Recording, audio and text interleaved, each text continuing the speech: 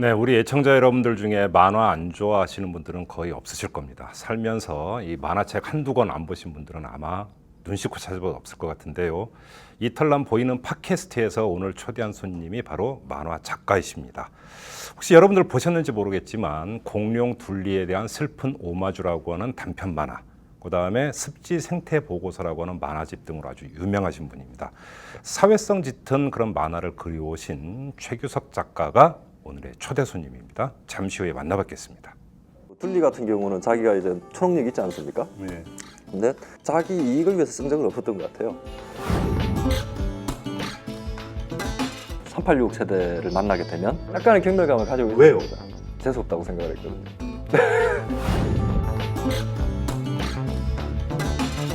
찌질하다라고 불리는 감정들이 굉장히 많아요. 뭐라고 불러야 될지 몰랐기 때문에 습지적인 감성이라고.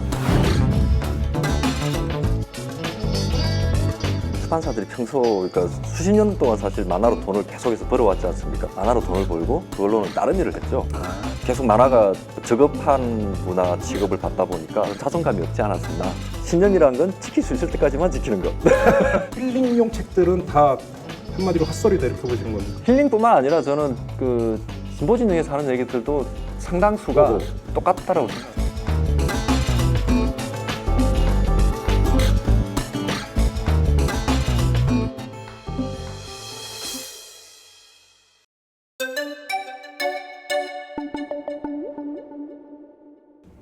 네, 안녕하세요. 안녕하십니까. 되게 잘생기셨어요. 네, 그렇습니다. 뭘 또 그렇습니다라고 그렇게 낼름 받으시면 어떡해요? 뭐 아니라고 그러죠. 겸양의 미덕이 좀 있으셔야지. 겸양의 미덕이. 그런 거 싫어합니다. 그런 거 싫어합니까? 그러면 본인이 생각할 때 객관적으로 잘생겼다. 아니 뭐 제 미감은 신경을 안 쓰더라도 제쳐두고서라도 자주 들으면은 객관적으로 맞는 거죠.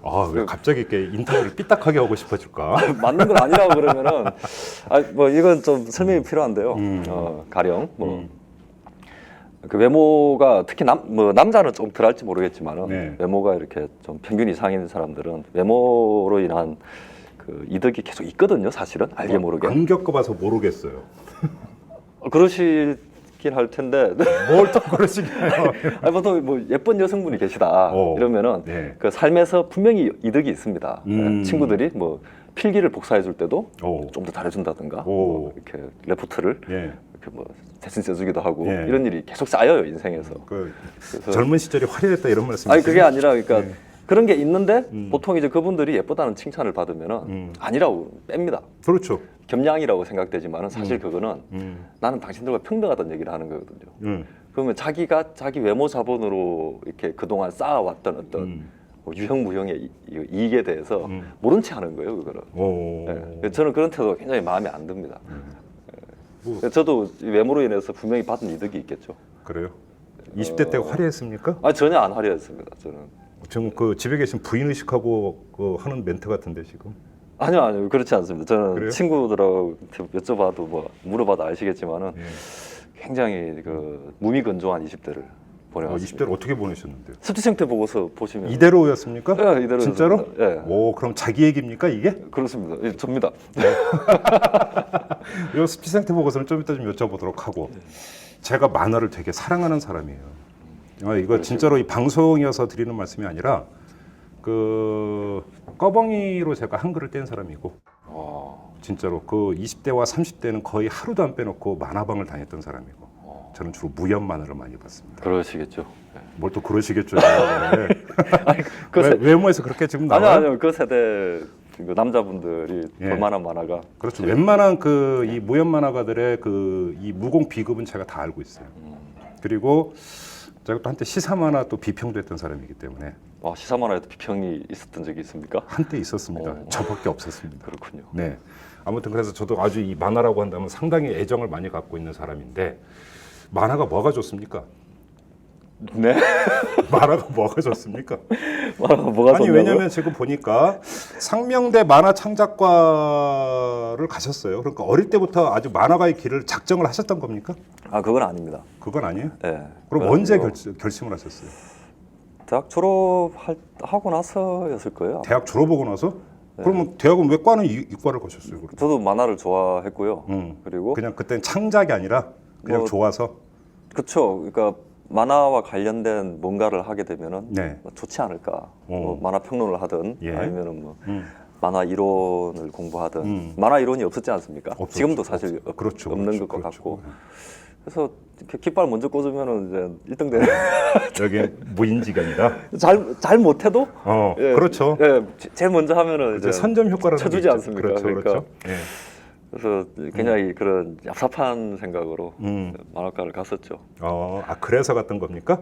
근데 그러면 대학 졸업할 때는 만화가의 길을 걷겠나 어떤 계기가 있었어요? 그러면? 계기라고 제가 원래 약간 뭐라고 해야 되나 좀 건조한 성격이라서 네.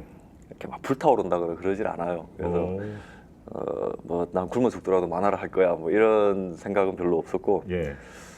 하다 보니까 이제 대학 다닐 때 돈이 없으니까 공모전을 이렇게 여러 번 했고요. 그래서 상금을 이렇게 계속 받고 그걸로 이제 생활을 하다 보니 어느 순간 뭐 그거 외에는 별로 할 게 이제 없더라고요. 그렇죠. 인생 계획대로 안 흘러가요.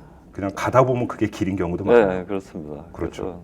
저뭐그딱 돈 떨어졌을 때 이렇게 뭐 누가 상을 안 주고 네. 이랬으면 안 했을 것 같아요. 근데 계속 지금 그 말씀을 듣다 보니까 이 자기 자랑이 너무 심하신 것 같아요. 그런가요? 왜냐하면 나는 별로 뜻도 없었고 열정도 없었는데 공모전에 가면 상을 타서 상금을 받았다. 아니 만화 자체에 나는 대한 뛰어난 만화가 이 얘기처럼 지금 깔려 있는데. 아니, 만화 자체에 대한 열정은 분명히 있었어요. 근데 이걸 꼭 직업으로 삼아야 되느냐에 그렇죠, 대한 그렇죠. 그런 거 있었죠. 왜냐하면 이건 먹고 살아야 되는 문제니까요.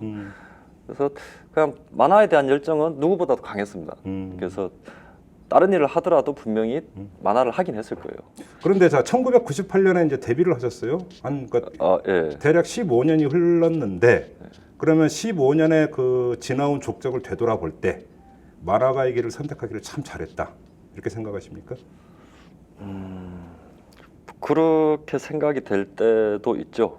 네, 가끔. 어떤 때입니까? 그때도 공모전 때 상 탔을 아니요, 때입니까? 그 상은 상금 이상의 의미는 별로 없는 것 같고요, 저한테. 예. 그냥 어쨌든 이게 제 일이니까요. 네. 그냥 몰입을 하지 않습니까? 작업을 할 때는. 그 창작을 위해서 이렇게 뭔가를 쥐어 짜다 보면은 네. 이제 자기가 가진 그 이상의 것이 나올 때가 가끔 있는 것 같아요. 그래요? 네. 그러니까 내가 뛰어나서 나오는 게 아니라 네. 어, 갑자기 그 님이 오셔갖고 다른 사람 계시를 주시는 그렇죠. 겁니까? 다른 사람들은 이 정도까지 뭔가에 집중할 이유가 없잖아요, 별로. 근데 저는 그것이 직업이고 내가 해야 되는 일이니까 네. 어쨌든 막 뭐 한 달이고 두 달이고 이렇게 머리를 쥐어 짠단 말입니다. 네. 그럼 그 끝에 나오는 뭔가가 있어요. 예. 그거는 제 능력이 아닌 거거든요, 사실은. 누구라도 그 시간 동안 집중하면 나올 만한 것들인데 저에게만 이제 그 기회가 있었던 거죠. 그래서 그런 거를 이렇게 가끔씩 건져냈을 때 느끼는 어떤 쾌감 이런 게 굉장히 큰 것 같아요. 그래서 그거를 못 느끼고 산다라고 하면 조금 아쉬울 것 같죠. 그렇죠. 그게 없으면 사실은 그 지속하기도 쉽지가 않은 거죠, 사실은. 그런데 여기서 중요한 얘기인데 어떻게 먹고 사실 만은 하십니까?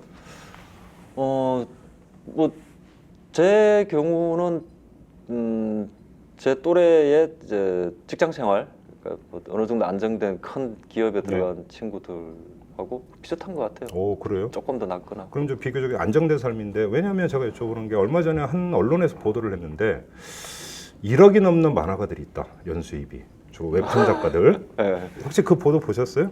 뭐 시끌시끌 하길래 예. 그거를 다룬 다른 기사를 본 적은 있습니다. 자, 그 기사에 대해서 어떻게 받아들이십니까? 일부 극소수의 경우를 너무 일반화한 겁니까? 극소수인지는 잘 모르겠고요. 예. 뭐 분명히 10년 전에 비해서는 많아졌겠죠. 웹툰이 이제는 굉장히 시장이 커졌고 네. 그러니까 10년 전보다 많아졌을 텐데 예. 그 기사의 어떤 그 뉘앙스가 너네들 만화가들 엄청 가난하고 찌질한 줄 알았지 사실은 얘들 잘 먹고 잘 살아 라는 뉘앙스가 깔려 있었던 것 같아요. 그렇죠. 그래서 맞아요. 만화가들이 좀 그 화가 났던 게 거기였습니까? 좀 기분이 나빴던 것 같고요. 뭐 어느 영역이나 아무리 망한 판이라고 그래도 예. 최상위에 있는 사람들은 뭐 억대 연봉이라고 하는 게 그렇게 많은 게 아니지 않습니까? 그렇죠. 제 친구들 중에 회사 다니는 친구들도 많이들 있는데 그러니까 1대 99죠, 사실은. 그렇죠. 그죠. 그거 이제 거기서 1% 들면 되는 거고 네. 나머지 99%는 근데 아닌 경우고. 그렇죠. 그렇죠. 제일 많이 버는 사람들이 얼마를 버는지는 사실 중요한 게 아닌 것 같아요. 그렇죠. 제일 못 버는 사람들이 얼마를 버느냐가 중요하지. 그렇죠. 근데 그러면 이제 평균치를 가지고 얘기를 하면 지금 만화가의 어떤 그 사회적 대우나 네. 그다음에 이제 거기서 그러니까 그 어떤 생활의 안정성이나 이런 게 어느 정도라고 평가를 하세요? 그러면 평균치를 가지고 얘기를 한다면. 글쎄요. 평균을 낼 수 있는 건지는 잘 모르겠고요. 일단 어쨌든 나이를 어느 정도 뭐 30대 중반 이상이 넘어간 상태에서 만화를 계속 하고 있다라고 하면은 예. 그 사람은 뭐 어쨌든 생활을 영위할 정도는 조금씩이라도 이렇게 벌고 있는 사람일 것이고요. 아닌 경우도 있습니다. 아니 결혼을 잘했다거나. 이런 거 차가 떠? 아 그렇죠. 예, 뭐 공무원 여성과 결혼을 했다거나.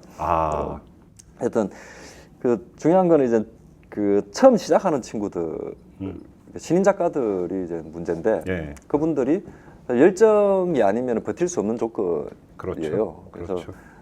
운이 굉장히 크게 작용을 하겠죠. 그러니까 예. 첫 작품이 굉장한 반향을 얻었거나 그러면 두 번째 작품까지 안정적으로 갈 수 있겠죠. 그리고 아니면 그 동안에 집에 별일이 없거나 아빠 뭐 사업이 망하거나 엄마가 아프면은 예.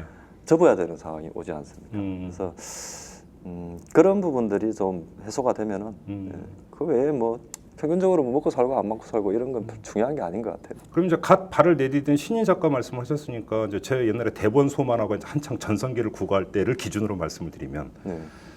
이제 유명한 만화가 선생님이 계시면 그 밑에 이제 문화생들이 있지 않습니까? 네. 그 문화생들에서 이래서 이제 그 선생님이 이래서 이제 그 밑그림을 그리면 거기다 색칠을 한다든지 아니면 선생님은 주요 캐릭터만 그리시고 이제 문화생들이 이제 부속 캐릭터 그린다든지. 사실 아무것도 안 하는 경우도 많았습니다. 그죠? 지금은 어떻습니까? 지금은? 그때 사실 시장 규모로 치면 그때가 훨씬 컸죠. 훨씬 컸죠. 네, 전국에 뭐 대본소들이 뭐 골목골목 다 있었으니까. 제가 그 상당히 기여를 했다니까요. 네. 거기에. 그러니까 그때는 이제 그 제일 잘 버시는 분들은 엄청나게 많이 벌었죠, 사실. 그랬죠. 네, 뭐 한 달에 뭐 수십 건이 나오고 그랬었으니까요.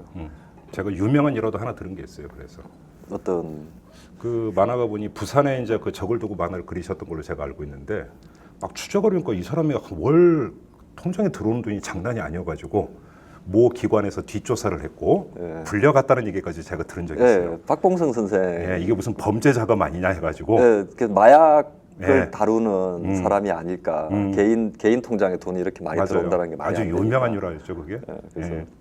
마약 수사국에서 뭐 들이닥쳤었다는 얘기를. 근데 지금 얘기하다 보니까 박봉성 씨의 그 만화 캐릭터 주인공 똑같게 생겼어요 지금. 혹시 그 얘기 들으셨어요?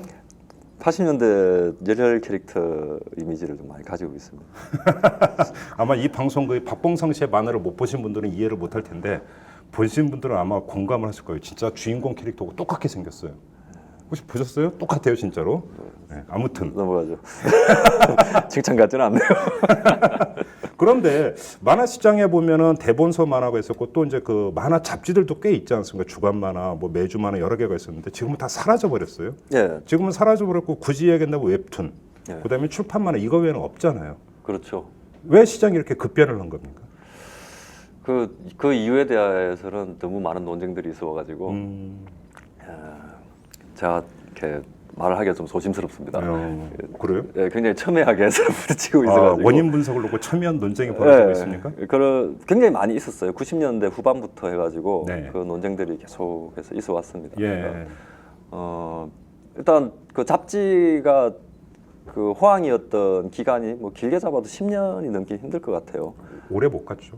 예, 90년대 후반 되면서 하나씩 이제 접히기 시작했는데 일단 IMF 영향으로 출판사들이 힘들어진 경우가 있었죠. 저는 이제 그 만화계 내부 책임에 대해서 좀 많이 생각을 하는 편인데 출판사들이 평소 그러니까 수십 년 동안 사실 만화로 돈을 계속해서 벌어왔지 않습니까? 그렇죠. 그거를 만화를 위해서 계속 재투자를 했어야 되는데 만화로 돈을 벌고 그걸로는 다른 일을 했죠. 그러니까 경제 위기가 닥치니까 이제 회사가 흔들리는 거죠. 그러니까 내실을 안 키웠고 그리고 뭐 작가들의 경우도 계속 만화가 저급한 문화 취급을 받다 보니까 그렇죠. 스스로도 조금 그 자존감이 없지 않았었나. 그래서 이거는 이런 말 하면 안 될 것 같은데. 왜 안 돼요? 사실 그 8, 90년대 만화들을 보면은 표절이 굉장히 많았습니다. 그리고 그것도 있었고 또 한 가지는 그 대본서 만화가 이제 쇠하면서 일본에서 수입된 문고판짜리, 그다음에 이제 그 저기 책 대여점에서 이제 주로 빌려보는 만화가 거의 전성기를 구가를 하잖아요. 그래서 출판사가 사실 쉽게 가려고 했던 면도 좀 있지 않았어요? 책 대여점 같은 경우는 이제 그것도 IMF 때 실업자가 많이 생기면서 맞아요. 대여점 허가를 이렇게 내줬죠. 그러니까 그 대본소 같은 경우는 이제 그 시장만 사실 있었죠. 서점에 깔리거나 하지 않고 대본소만 전문으로 이렇게 깔았었는데 대여점이 생기면서 이제 서서히 잡지 시장과 함께 생겨나던 단행본 시장이 완전히 무너졌죠. 그렇죠. 책을 아무도 안 사게 됐죠. 그래서 좀 이건 좀 제 위주의 얘기인 거 뭐하지만 참 거기서 먹었던 라면이 참 제일 맛있었고. 요즘도 뭐 대본소들 꽤 있죠. 그렇죠. 그리고 그러니까 갈 데 없으면 사실 심야 만화가 있었거든요. 거기서 그냥 그 만화보다 새우잠 자고 새벽에 나오고 이런 경우도 이런 행정 얘기하면 안 되는데. 뭐 서울역 앞에 가면은 뭐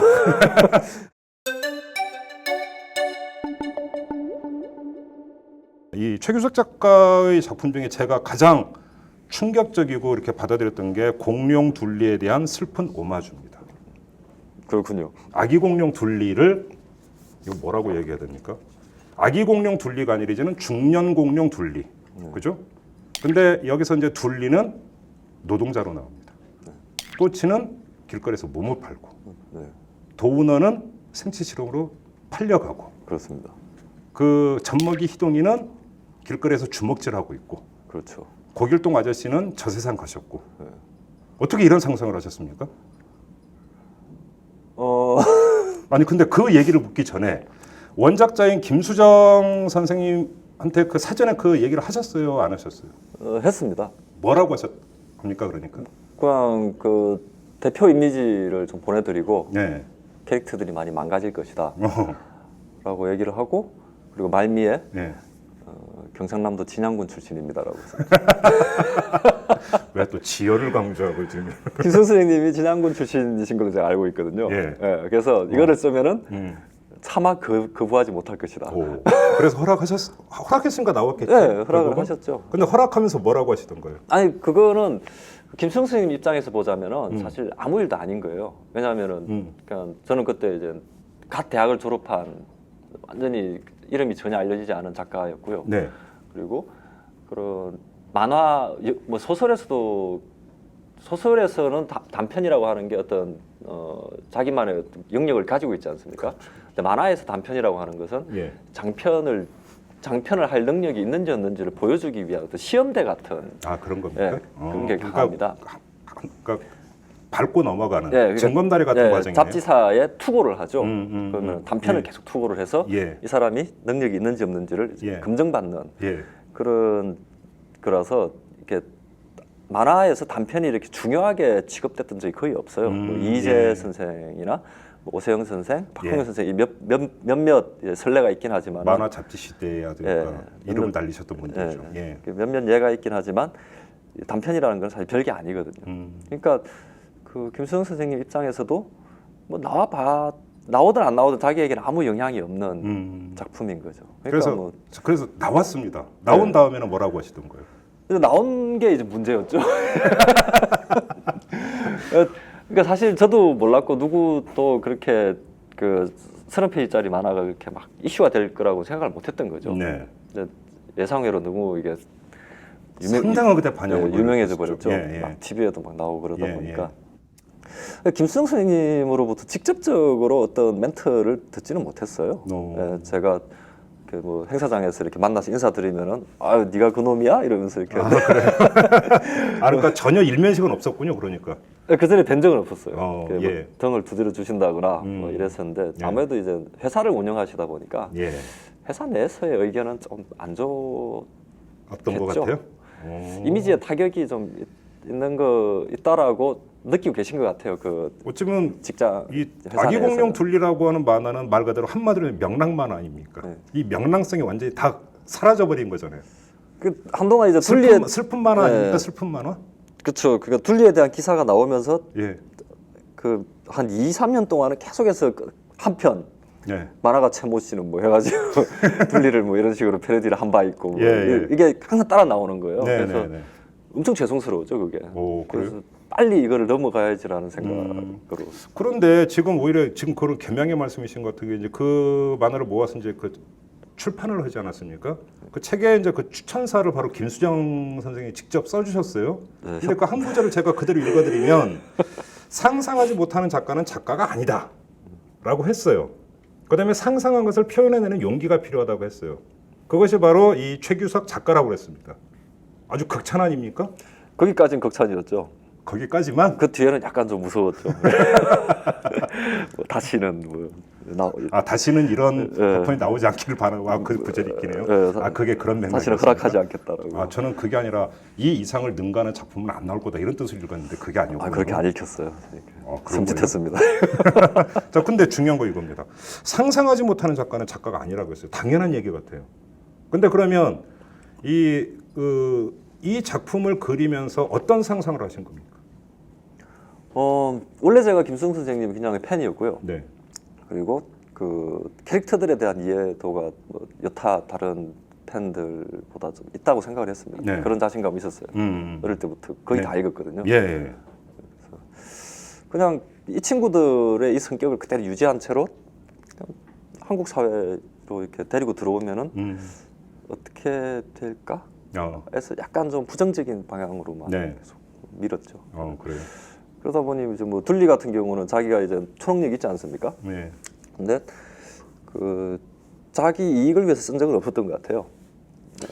그러고 보니까 그러네. 예. 그러니까 그 아동 만화에서 초능력이라고 하는 것은 그냥 어떤 마법 같은 공간을 열어주기 위한 수단이지. 네. 그것이 어떤 그 주인공의 힘이 된다거나 하는 해결의 경우는 힘이 되지는 않는. 별로 그렇죠. 없어요. 예. 그게 돼버리면 이제 그때부터는 청소년 만화로 넘어가게 되죠. 네. 그래서 그 둘리의 성향상 굉장히 또 착하고 뭐 주변에 있는 못 사는 사람들 이렇게 그냥 두고 보지도 못하는 네. 오지랖 넓은 성격인데 근데 결국 무력하잖아요. 국민이 아니죠 거기다가. 그렇죠. 그렇죠. 네, 그래서 나와요. 민증이 없는 놈이 네, 이렇게 그래서 나오죠. 그죠? 전혀 보호받지 못하는 그냥 착한 인간. 예. 그러면 뭐 잘 되기는 힘들지 않을까? 결국은 그 둘리를 그린 게 아니라 한국 현실을 그린 거잖아요. 그렇죠. 예. 그렇죠. 한국 현실이 참 슬퍼요. 그때 가뜩이나 저는 이제 고학생 상태였고 아직 뭐 졸업을 하긴 했지만 네. 그 스토리 자체는 대학교 다닐 때 이제 만들었던 거라서요. 네. 이미 대학교 때 이미 딱 구상이 되어 있었던 거군요. 학교 과제였어요. 그래요? 네. 첫 단행본에 있는 건 대부분 다 과제. 멀티 유즈를 하셨군요. 그러니까.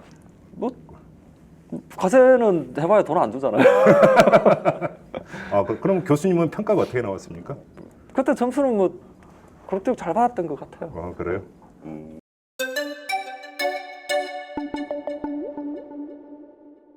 그다음에 또 하나 지금 바로 여기 이 만화 네. 습지 생태 보고서입니다. 네. 자, 여기서 습지. 근데 이 습지는 비유적인 표현입니다. 그렇죠. 이 습지가 그러니까 아주 습한 반지하 빵, 자취방, 20대의 20대의 아주 습한 반지하 자취방 이걸 뜻하는 거죠. 네.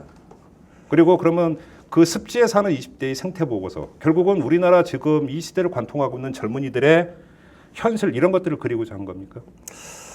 그 습지라고 하는 게 반지하 자취방을 비유하기도 하는데 네. 저는 그 사람이 느끼는 어떤 감정들 중에 이렇게 이름이 붙지 않은 굉장히 소소한 감정들이 많다라고 생각을 했습니다. 오, 그래요? 네, 예를 그러니까 들면 여기 제일 처음 시작될 때 나오는 장면이 이런 거거든요. 그러니까 자기 자신들의 가난을 전혀 부끄러워하지 않고 나름 즐기면서 살고 있는 대학생들이 길거리에서 이제 버려진 옷을 이렇게 막 주워 입으면서 기뻐하다가 스포츠카를 탄 친구가 이렇게 지나가면서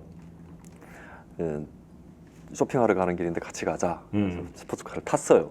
탔더니 그 안에는 이제 팔등신 미녀가 타고 있고 그리고 제1세계에 사는 걸로 보이는 백인 남성이 타고 있는 겁니다. 그 스포츠카 안에 팔등신 미녀와 백인 남성 친구와 같이 타게 되면서 순간적으로 자기가 타인들이 보기에 계층 상승한 것으로 보이게 될 거라는 기대를 갖는 거죠. 그럴 수 있죠. 그러고 나서 백화점으로 들어가면서 이렇게 사물함 키를 이렇게 돌리면서 들어가면서 끝이 나는 게 1편이거든요. 이 네. 작품에. 네. 그런 감정, 이거를 뭐라고 불러야 될지는 잘 모르겠거든요. 오. 네, 그런 으슥함, 예. 네, 이런 것들. 예. 그리고 뭐 그 외에 수많은 그런 찌질하다라고 불리는 네. 감정들이 굉장히 많습니다. 그러니까 이 부제가 리얼 궁상만 아닙니까? 네, 그래서 그 궁상이라고 하는 게 바로 그거를 그걸 다 포괄하는 겁니까? 궁상이라고 부를 수 있을지 모르겠고요. 예. 뭐라고 불러야 될지 몰랐기 때문에 음. 그냥 그런 감정들을 예. 어떤 그 습지적인 감성이라고 이렇게 그런 의미에서도 네, 습지라는 그 저는 표현을 그렇게 썼다. 생각을 했었어요. 그래요? 그럼 그게 이제 그 부제로부터는 리얼 궁상만화의 궁상과는 일정하게 겹치는 부분도 있고 아닌 것도 있는 거고. 그건 출판사에서. 그건 출판사에서 붙인 겁니까? 그래서 저도 왜 붙였는지. 오늘 영업 비밀이 계속 나오고 있습니다. 특히 그 단행본 같은 경우는 이 제목은 출판사가 아주 강력한 횡포를 부리죠, 보통. 공룡둘리 같은 경우도 예, 원래 제목이 그게 아니었어요, 그러면? 그냥 공룡둘리였습니다. 근데 오마주 이런 건 없었고. 뒤에 뭐 슬픈 오마주 이런 예. 거는 그 패러디거든요. 예. 오마주라기보다는. 그래서, 출판사에서 붙인 제목이었어요? 그렇죠. 난 제목이 멋있다 그랬더니. 예, 그 오마주 붙이니까 사람들이 오마주가 뭐야 이러면서. 그렇죠. 그런 뜻이었구나. 혹시 그 출판사에서 그 제목 붙이면서 김수정 선생을 너무 의식해서 그랬던 거 아닙니까? 그렇지는 않고요. 오마주란 단어가 그 연재됐을 때 예.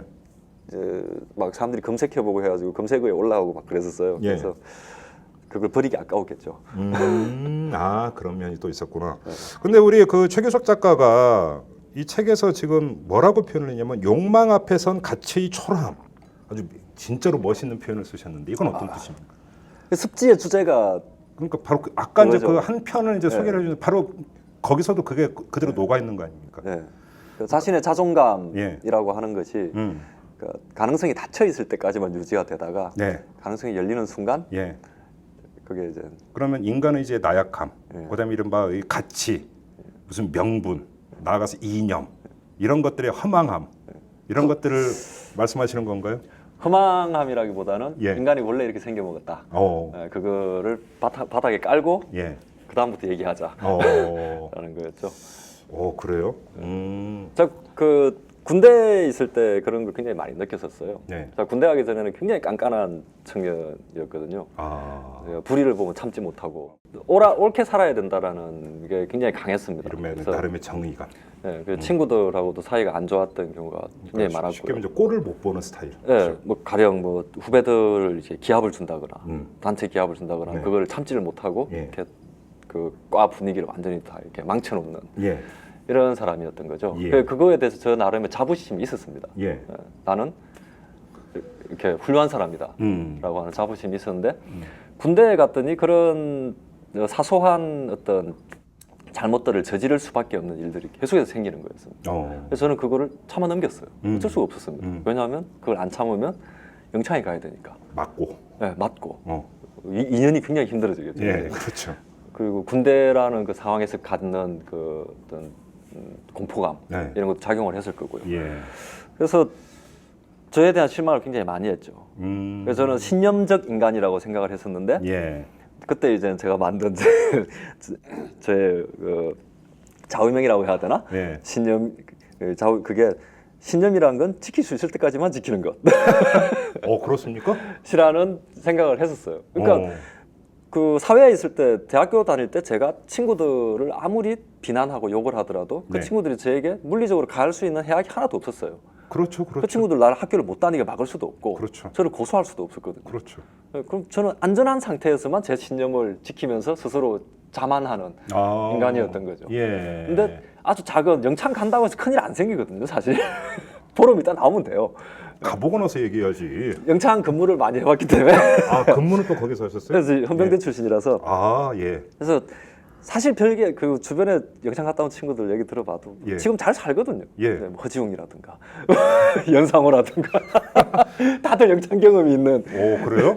이런 친구들인데 다 지금 잘 살잖아요. 예. 예. 그래서 저에 대한 실망이 굉장히 컸죠. 예. 그러면서 유머가 그때부터 생기기 시작했던 것 같아요. 더 이상 딱딱해질 수 없는 인간이 된 거죠. 예. 왜냐하면 스스로에게 실망을 했고 예. 실망했다고 해서 계속 실망한 채로 살 수는 없지 않습니까? 네. 방어를 하기 위한 뭔가가 있어야겠죠. 웃어넘기는 거죠. 그렇죠. 나 원래 이런 인간이야? 라는 태도가 이제 그때부터 생긴 거죠.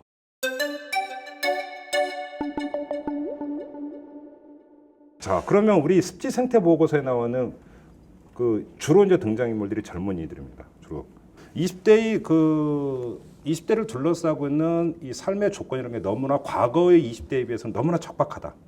그래서 참 운이었고 안쓰러운 기성세대의 용어로 하면 그런 존재들이다라고 이야기를 하는데, 또 어떤 완고한 기성세대는 근데 니네는 그러면서 스타벅스 가서 몇천 원짜리 커피 뽑아 먹고 거기서 고상한 책 보고 있지 않느냐. 그럼 니네들의 그 삶은 뭐냐. 또 이런 식으로 욕하는 기성세대가 있어요. 이런 그러면 아주 파편적인 하나의 풍경에 대해서는 어떻게 받아들이시겠어요? 파편적인 하나의 풍경이요? 커피 값이 얼마죠? 한 5천 원 합니까? 요즘 좀 그래 좀 싸진 것 같던데 아무튼 5천 원 잡고 4천 원 정도. 가게마다 달라요. 2천 원도 있어요. 그 친구들이 삶에서 누릴 수 있는 거의 유일한 호사일 거라고 생각을 합니다. 아, 그게 유일한 호사다. 네. 그리고 어느 세대나 예. 잘 먹고 잘 사는 애들은 잘 먹고 잘 살아요. 예. 네. 가령 자 뭐 그 이런 거 비정규직 어쩌고 얘기를 합니다. 그러면은 어떤 분들은 야 주말에 서울 길거리 나가보라고 놀러 나가는 인간들 때문에 차가 꽉꽉 막혀가지고 맞아요. 그렇게 얘기하는 사람이 네, 지금 20대 서울이 얘기도 마비다 그런 거고. 라고 예. 얘기를 한단 말입니다. 예. 자기 눈에 그게 보이니까 전체적인 상황을 이렇게 보고 판단을 하면은 네. 뭐 그게 그렇게 중요한 문제처럼 보이지는 않겠죠. 그렇죠. 또 그래서 제가 한 20대한테 물어봤더니 그거는 그렇게 볼 게 아니라 갈 데가 없어서 그런 것일 네, 수도 있다. 그것도 굉장히 큰 요소라고 생각을 합니다. 그래요. 지금 그거는 어느 세대나 마찬가지라고 생각을 해요. 예. 갈 데 없습니다. 한국 사람들. 이 어린애들도 지금 다 놀이방 뭐 이런 돈을 내고 갈 데가 없어요. 예, 진짜로. 옛날에 놀이터에 그 던져놓으면 알아서 동네 형들이 키워주고 했었는데 그렇죠. 근데 그런 공간들이 점점 사라지고 있고 네. 이제는 돈을 내지 않으면은 어떤 유대, 그렇죠. 그러니까 유대를 형성하거나 아니면 쉴 수 있거나 한 공간이 이제 없는 거죠. 휴식도 돈을 지불해야만 네. 가능한. 네, 그래서 모든 그 전통 사회에서 어떤 가지고 있던 예. 공짜로 누릴 수 있던 것들이 모두 다 이제는 그렇죠. 상업화되었고 그리고 그 공짜로 누리던 것을 계속해서 누리기 위해서 더 많은 돈을 벌어야 되고 그렇죠. 그렇죠. 네, 그런 상황인 거죠. 그렇죠. 이 습지 생태 보고서가 나오고 나서 20대들의 반응은 어땠습니까? 뭐 대학생들이 되게 좋아했었던 것 같아요. 그래요? 근데 대학생들보다는 대학을 갓 졸업한 이제 사람들이 그 백수대열에 합류한. 더 좋아했던 것 같습니다. 그래서 대학에 다닐 때는 잘 느끼지 못하다가 예. 졸업을 하고 나서 예. 이제 그제서야 세상이 참 팍팍하구나 그죠. 라는 걸 느끼게 된 세상의 사람들. 쓴맛을 이제 맛보기 시작을 하면서. 그리고 이게 나온 시점이 그 20대에 대한 얘기가 거의 없던 시점이었어요. 맞아요. 네. 되게 빠른 시점에서 사실 20대를 그린 거예요. 그러다 보니까 예. 이게 2004년이었던가요? 2005년이었던가요? 책 출간은 2005년이었을 거예요. 예. 그러다 보니까 이거를 어떤 틀로 이 만화를 봐야 되는지에 대한 그 판단들은 잘 못한 것 같고 그래서 초기에는 그냥 그런 개그 만화처럼 여겨진 게 컸죠. 그래요? 그러다가 이제 몇 년 88만 세대 나오고 20대에 대한 얘기들이 많아지면서 예. 다시 좀 조명을 받고 예. 하면서 좀 오래 살아남은 것 같아요. 그러면 아까 욕망 앞에선 가치의 초라함이라고 하는 이제 구절을 제가 소개를 해드렸는데 그 구절에 대입을 한다면 지금 20대가 추구하는 가치는 뭘까요?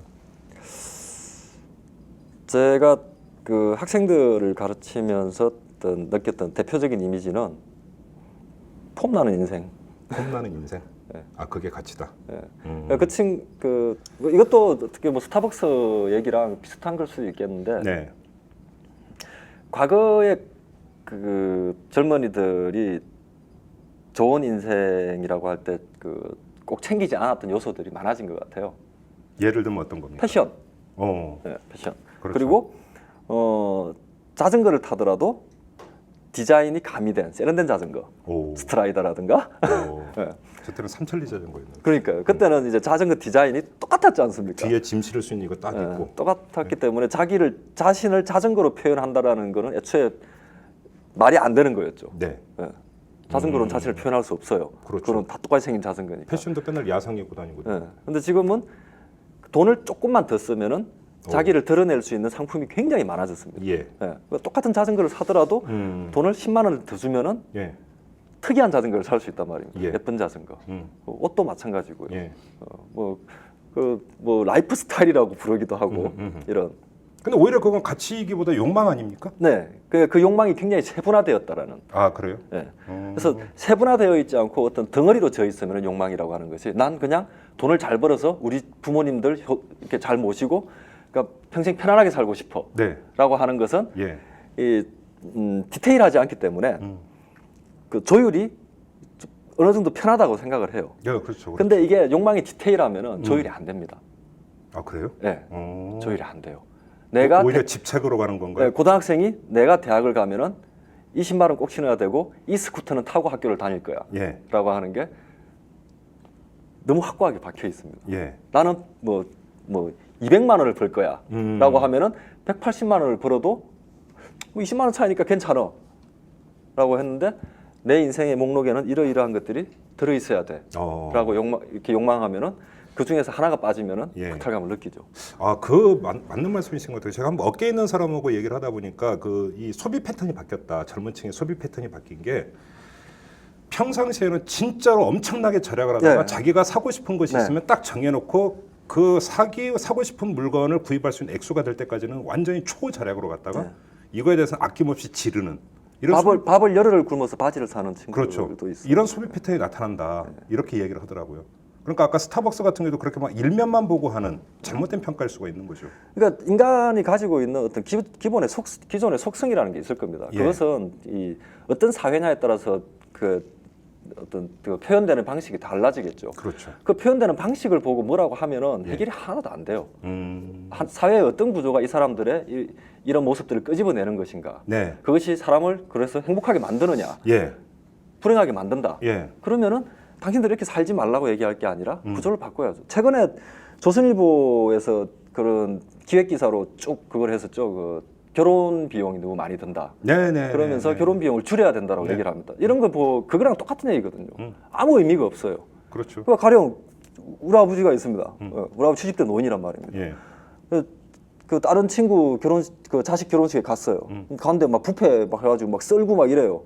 근데 자기 자식을 이제 결혼을 시켜 칼국수 먹일 수 없어요. 그렇죠. 인간은 관계의 동물입니다. 그렇죠. 그런 그런 노인들한테 그 당신이 능력에 맞지도 않게 왜 뷔페를 시키냐? 그 칼국수 먹여서 결혼식 끝내고 겸사하게 하면 될 거 아니냐? 말이 안 되는 거죠. 이게. 그렇죠. 그냥 당신이 특출나라는 얘기밖에 안 돼요. 어. 사람들은 다수의 인간은 특출나지 않습니다. 가끔 특출나지. 그러면 요즘 출판계를 휩쓸고 있는 이른바 힐링용 책들은 다 한마디로 헛소리다 이렇게 보시는 겁니까? 힐링뿐만 아니라 저는 그 진보 진영에서 하는 얘기들도 상당수가 오호. 똑같다라고 생각합니다. 진보 진영에서 어떤 얘기를 말씀하시는 겁니까? 그러니까 벗어나라는 얘기를 많이 하죠. 벗어나라. 예, 당신들을 그 불행하게 만들고 있는 그 톱니바퀴 안에 갇혀 있지 말고 예. 한 발 물러나면은 나처럼 나는 돈을 못 벌고 편안하지만 잘 산다라는 얘기를 합니다. 자기는 훨씬 더 용감한 선택을 했고 그리고 지금 내 삶이 나빠 보이느냐? 그렇지 그러니까 않다. 인생관 가치관을 바꿔라. 예, 그런 유의. 예.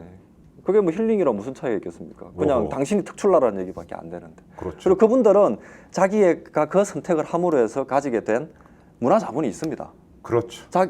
그 문화 자본이라고 하는 것은 돈으로 완벽하게 환산이 돼요. 사람들이 돈을 버는 이유가 뭐겠습니까? 예. 사람 취급받기 위해서 돈을 벌거든요. 그렇죠. 우리 매형이 그 엘리베이터 고치시는 일을 하는데 네. 예, 그 대기업 정규직이죠. 예. 괜찮단 말입니다. 예. 중산층이에요. 예. 근데 엘리베이터를 고치려면은 이렇게 굉장히 그 고급 빌딩들을 이렇게 드나들겠죠. 그렇죠. 근데 매형은 큰 차를 타요. 중형차, 세단. 오. 그리고 동료는 작은 차를 탑니다. 왜냐하면 출장 때는 기름값을 아껴야 되니까. 어허. 들어가면은 매형은 바로 통과되고 동료는 막혀요 일단. 진짜로? 예. 이야. 어떻게 오셨습니까? 묻는단 말입니다. 예. 그러면은 그게 바로 사람들이 갖게 되는 어떤 내가 사람 취급을 받고 있느냐 못 받고 있느냐 그거든요. 이게 사실 행복을 결정하는 거거든요. 사람 취급을 받는다라는 사회가 느낌. 잘못된 거죠, 사실. 그렇죠. 근데 그러니까 사람들은 돈을 버는 이유가 사람 취급을 받기 위해서 버는 거예요, 사실은. 그렇죠. 이 사회에서는 돈을 쓰지 않으면은 예. 인사를 못 받거든요. 그렇죠. 네. 사실은 근데 이분들은 돈을 돈을 쓰지 않아도 인사를 받아요. 네. 저만 해도 제 친구들보다 돈을 월등히 벌지는 못하지만은 예. 출판계에 가면은 다들 선생님 하면서 인사를 해준단 말입니다. 예. 그게 바로 돈이에요. 문화 자본을 갖고 있어요. 딴 사람들은 돈을 써야만 받을 수 있는 대접이란 말입니다. 그러면은 문화자본을 가진 유명 인사들은 자기가 돈을 안 벌어도 얻을 수 있는 네. 그 사람 취급에 대해서는 인지를 못하고 자기 지금 당장 용감한 선택을 하더라도 자기처럼 될 수 있을지 없을지 알 수 없는 네. 그 수많은 대중들에게 예. 당신도 용감한 선택을 하라고 얘기를 하는 거죠. 예. 그랬다가 그 사람 인생 망가지면 어떡할 겁니까? 자기가 책임집니까? 아니란 말이죠. 그렇죠. 물론 책임은 안 지죠. 네. 그러면 구조를 바꿔야 된다는 얘기는 참 맞는 말씀이에요. 그리고 보수나 진보는 한쪽에서 뭐 힐링해서 뭐 하면 뭐 하다 뭐 이런 것도 사실은 다 그렇고, 그다음에 진보 쪽에서는 인생관을 바꿔라. 그것도 다 이제 개인적인 결단. 네. 모든 걸 내몬다라고 하는 점에서 이제 똑같다라고 말씀하시는 거잖아요. 네. 그럼 개인적으로 풀 문제가 아니라 사회 구조를 바꾸지 않고서는 안 된다라고 하는 이제 그런 말씀이신데, 그 당연한 말씀이신데, 그러면 사회를 구조를 어떻게 바꿀 것이냐? 거기 상상 막히죠. 여기서 막히는 거잖아요, 지금 문제가. 그렇죠. 그죠? 네. 사회 구조를 바꾸는 주체는 사람이고, 사람이 그 사회 구조를 바꾸기 위해서는 일단은 구조에서 벗어나서 거기서 힘을 가해야 된다라고 하는, 아니면 구조 안에서 힘을 가할 수도 있겠지만, 그러면 결국은 개인적 결단은 또 한편으로는 또 필요한 부분일 수도 있다, 이런 주장이 나올 수가 있죠. 그 개인적 결단을 최소화시켜야 되는 거죠. 최소화시켜야 된다. 아주 작은 용기만으로도 할 수 네. 있는 결단들을 만들어내야 된다고. 그 판은 그러면 기성세대가 만들어줘야 된다고 보십니까? 노력을 의식적으로 할 수 있는 사람들은 일단 기성세대들이겠죠. 그래요. 지금 당장에 생존에 허덕이는 사람들이 그런 생각까지 할 수 있겠습니까? 그렇겠죠. 어쨌든 조금이라도 여유가 있다라고 생각하고 자기가 세상을 바꿔야 된다라는 생각을 하는 사람이라면 네, 할 수 있는 걸 해야겠죠. 그렇죠.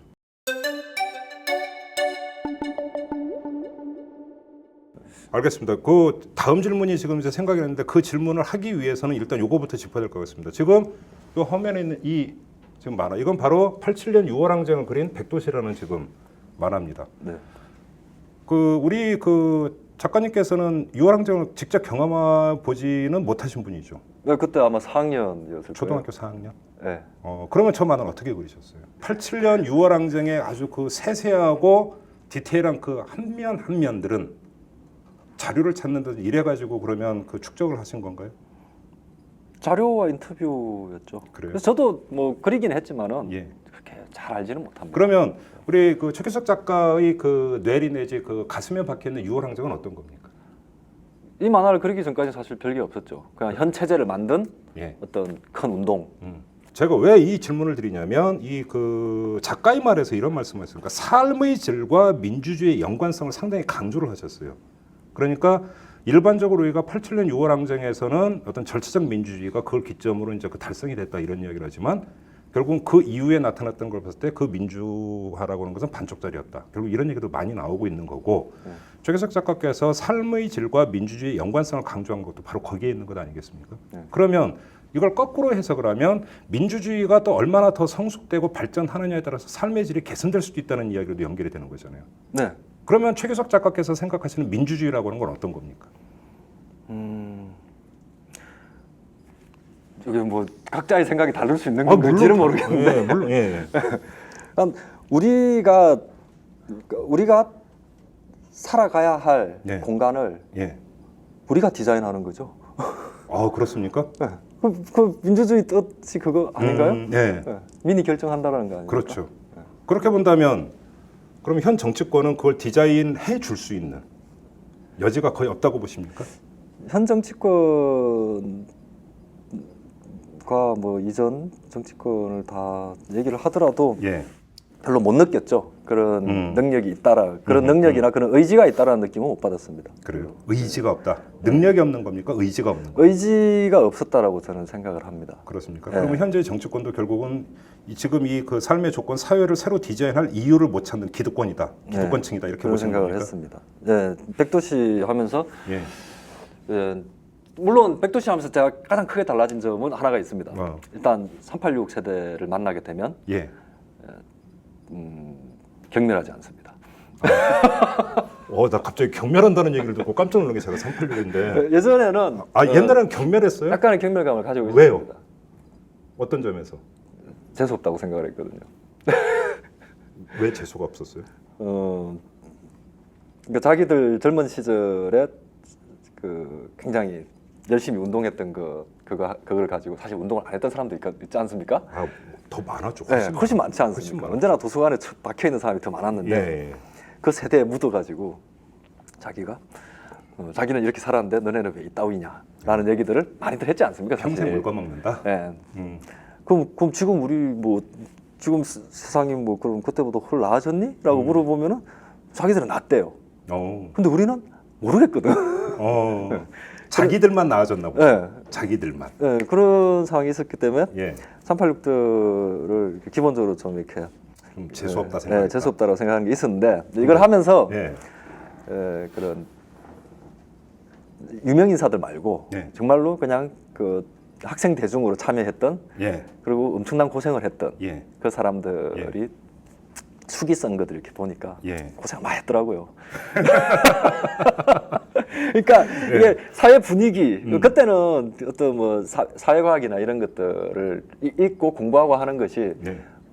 특이한 일이 아니었지 않습니까? 일반적이었죠. 네, 학회라는 게 일반적이었고, 있었고. 예. 그래서 그러니까 일반적인 분위기였기 때문에 지금은 스타벅스 가는 게 일반적인 겁니다. 그러니까 그렇죠, 자기가 그렇죠, 일반 그렇죠. 자기를 둘러싸고 있는 공기에 녹는 거예요, 사람은. 근데 그렇죠. 그거를 마치 자기가 개인적으로 굉장히 큰 결심을 해서 그 공부를 한 거라고 생각을 하면 안 되는 거죠. 그렇죠. 그때 다들 했으니까 한 건데 그걸 가지고 울고 먹으면 안 된다라는 거죠. 뭐 근데 선배 잘못 만나서 한 거지 뭐 까놓고 얘기했어. 네, 그러니까요. 근데 그 정도의 선택은 아니다. 분명히 어떤 이 운동 과정에서 꽤 큰 공포, 피할 수 있었을 공포를 네. 어쨌든 자기는 자발적 선택으로 그것을 택한 사람들이 굉장히 많았던 거죠. 요소에. 그러니까 지금 재수 없다라고 하는 감정은 많이 희석이 됐지만 네. 그렇다고 너무 좋다는 또 아닌 것 같아요. 당연히 아니죠.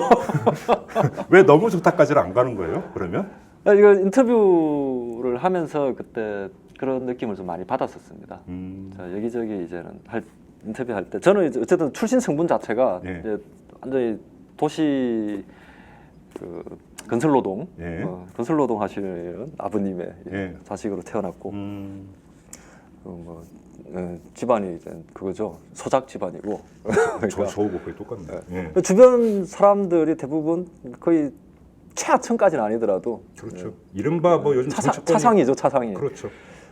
그 이분들의 관점에서 볼 때 과연 그 민주화라고 하는 것이 예. 어떤 영향을 미쳤는가? 내 삶에 어떤 영향을 미친 거냐? 사실은 정치적 민주화라고 하는 것은 어찌 보면 화이트 칼라라든지 이런 데고 직결되는지는 모르겠지만 서민층의 어떤 삶에 있어서는 그 질문을 계속 했죠. 했는데 중요한 질문이시네요. 그거에 대한 어떤 괜찮은 답변을 잘 못 받았어요. 그래요? 네. 이렇게 약간 놀란 듯한 표정을 짓는 분도 계셨고 사실. 그래요. 네. 그러니까 사실 그분들이 물론 그 투쟁에서 얻어낸 게 많다고 생각합니다. 표현의 자유라든가 그런 막걸리 방공법 이런 것들 있었지 않습니까? 근데 제가 아는 주변에 있는 아저씨들은 막걸리 먹으면서 그런 얘기 하실 분들이 아니에요. 맞아요. 잡혀갈 일이 없어요. 그래서 그러니까 그러면 이분들한테 나아진 게 있느냐를 물어봐야 되는데 없거든요. 정치권은 다 그 사회를 새롭게 디자인할 의지가 없는 기득권층 같다 이런 말씀을 하셨어요. 그건 야당도 마찬가지라는 말씀이시죠? 네, 그런 느낌을 받았습니다. 그래요? 그건 느낌일 뿐입니다. 제가 뭐 그렇다라고 단정적으로 얘기를 하는 건 아니고. 네. 근데 어떤 면에서 그런 느낌을 받으셨어요? 어떤 면들을 보면서? 작품 준비하면서 인터뷰를 하면서 그때 이제 주요한 인터뷰이들이 사실은 이제 야당의 명망가들이 좀 있었죠. 그렇죠. 그렇죠. 지금 뭐 정치권에 들어가는 486 요즘 486 많이 있고 하니까 주로 그런 사람들 많이 만나셨군요. 그렇죠. 여기 어쨌든 이 일의 거의 핵심적인 사람들이었으니까. 그래요. 자, 그러면 이 거의 이제 마무리 질문이 될 것 같은데 이제 그 어떤 사회를 새롭게 디자인한다 이런 말씀을 하셨어요. 만화적 상상력을 결합을 시켜 봅시다.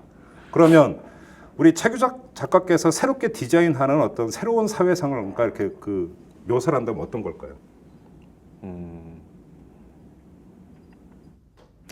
가장 간단하게 얘기해서 아까 말씀드렸던 사람이 쉽게 사람 대접받을 수 있는 사회인 거죠. 그래요.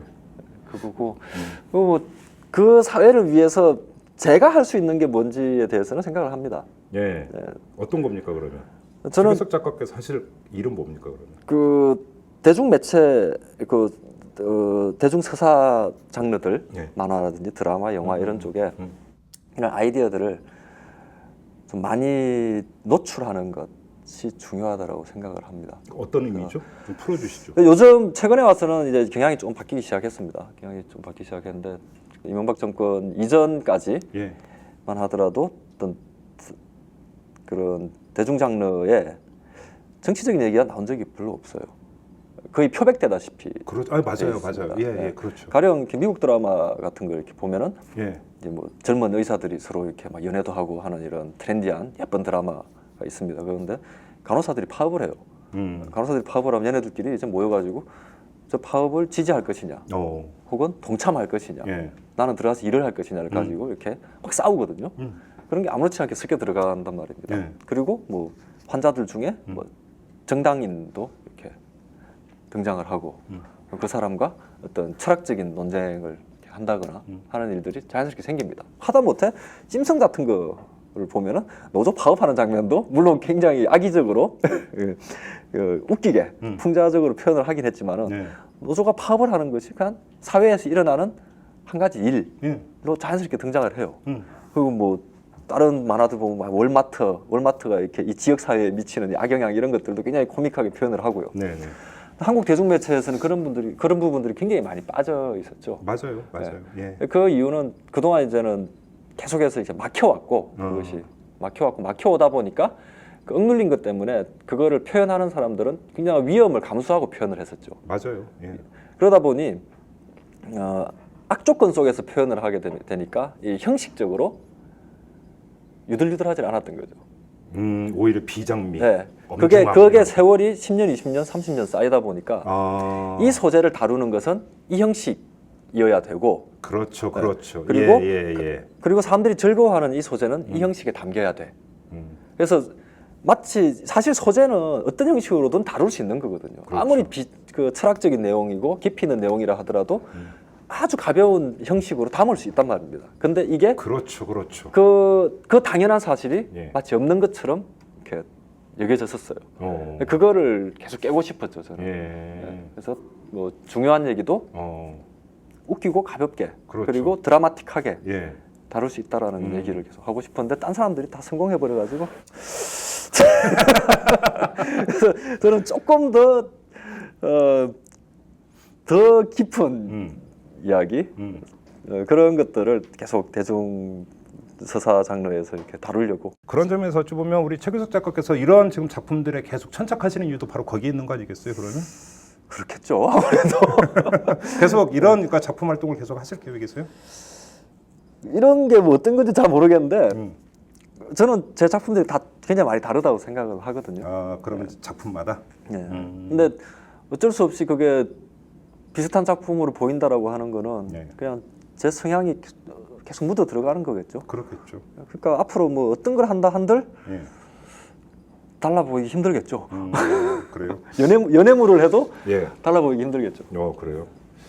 근데 제가 이제 그 마무리를 해야 되는데 마지막으로 하나 여쭤볼 게 있어요. 이제 제가 그런 얘기를 들었는데 만화를 그리시는 분들이 갖는 공통점이 하나 있다. 그 자기 작품의 메인 캐릭터고 자기 얼굴하고 닮는다. 이런 속설이 있어요. 맞습니까? 아닙니다. 아닙니까? 아니라고 봅니다. 아닙니까? 이게 지금 아까 최규석 작가라고 하셨죠. 저는 이게 모델이 저니까 별로 안 닮았는데 그러고 보니까. 이거 닮았잖아요, 이거. 대학 때 항상 이렇게 딱밤 밀고 다녔기 때문에. 예, 그래요. 아, 그건 근거 없는 속설입니까? 모델이 저기 때문에 그런 거고. 예. 그게 다 다수는 아니, 그렇지 않습니다. 아니 그 어떤 거기서 나오는 캐릭터의 성격이나 이런 게 아니라 그냥 생김새 안 닮습니다. 아닙니까? 네. 제가 잘못 알고 있는 속설입니까? 네, 그렇습니다. 그래요. 제가 볼 때는 안 닮습니다. 엄청난 격차를 가진 그 작가들 많이 봐왔습니다. 극우의 순정 만화 작가라든가. 그래요. 알겠습니다. 자, 지금까지 여러 가지 말씀을 드렸는데 아까 이제 그 처음 도입에 너무 잘생기셨다 이런 말을 했는데 전혀 부인을 안 하셨어요. 네. 그죠? 네. 지금이라도 이제 그 말씀을 그 정정할 수 있는 기회를 마지막으로 드리겠습니다. 아니 사람들이 더 이상 잘생겼다는 얘기를 하지 않는다면 아닌 거겠죠. 사람들이 계속 그 얘기를 한다면은 그런 거라고 생각해야지 어떡하겠습니까? 오, 그래요? 그게 객관적 시선 아닙니까? 아무튼 박봉성 씨의 그 메인 캐릭터가 이름이 최강타였던가요? 그렇습니다. 똑같게 생겼어요. 헤어스타일이 최근에 바뀌면서 네. 최강태랑 비슷해요. 네, 최강태하고 정말 완전히 붕어빵이십니다. 이상 마치겠습니다. 고맙습니다. 네, 감사합니다.